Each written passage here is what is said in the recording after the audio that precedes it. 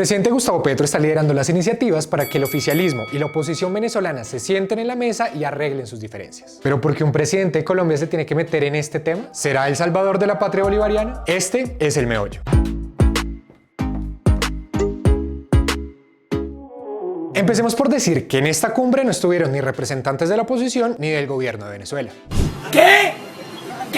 Por eso fue que Petro hizo unas reuniones previas con la oposición y con el gobierno, precisamente para escuchar a las partes y luego presentar las conclusiones a los invitados de la cumbre, para buscar soluciones como actores externos tratando de ser imparciales. Y después la idea es presentar sus soluciones para tratar de arreglar Venezuela. El canciller Álvaro Leiva, en una entrevista que le hicimos aquí en El Espectador, dijo que la intención de esta cumbre es poner la cancha para las elecciones en el vecino país. Esto se debe a que algunos sectores opositores en Venezuela dicen que no ha habido elecciones con garantías. Algunos hablan que de las de 2021, las de 2018 e incluso desde antes. En la cumbre participaron países como Estados Unidos, Alemania, Chile, Reino Unido, entre otros. Josep Borrell, alto representante para Asuntos Exteriores y Política de Seguridad de la Unión Europea, se mostró de acuerdo con levantar las sanciones económicas a Venezuela. En todo proceso de negociación, una parte hace y la otra responde.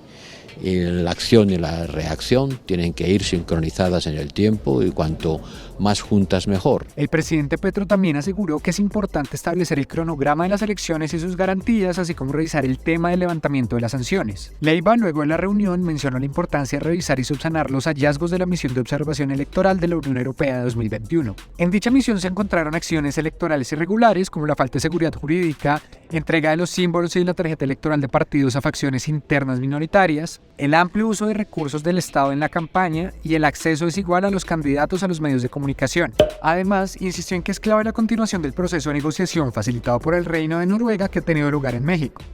¿Pero por qué? ¿Por qué están haciendo todo esto para que Venezuela se componga? Bueno, más o menos porque esto le sirve a todo el mundo, en especial a los venezolanos. Pero realmente Estados Unidos es el principal interesado en que Gustavo Petro destrabe las negociaciones entre el gobierno de Nicolás Maduro y la oposición en Venezuela. Vale la pena recordar que ya hay una mesa de negociaciones entre la oposición y el oficialismo venezolanos que se instaló en México en agosto de 2021. Pero antes, hagamos memoria.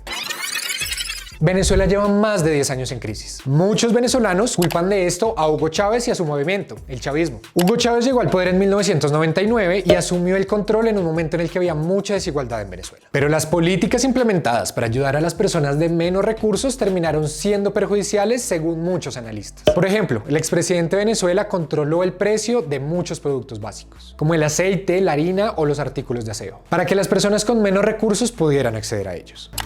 Divino.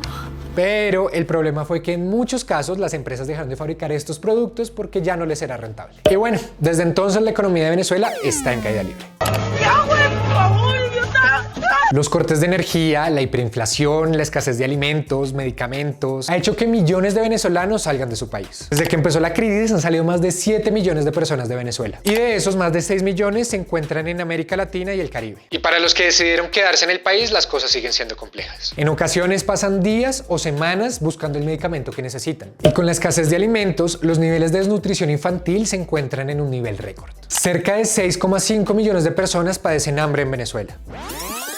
El hombre por el que muchos culpan el terrible estado en el que se encuentra la nación es Nicolás Maduro. Y otros culpan a la oposición, a la que consideran hostil y golpista. Y a las fuerzas imperialistas como Estados Unidos o nosotros, Colombia. ¿Y yo qué culpa tengo?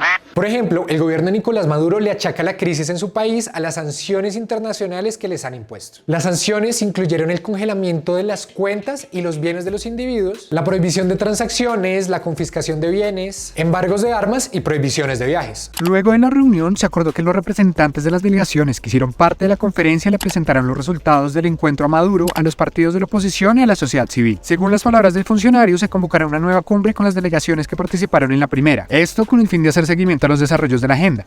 ¿Y usted considera que estas soluciones pueden ayudar al país? Participe en la conversación con el hashtag El Meollo. Y no olviden suscribirse a todas las redes sociales de El Espectador.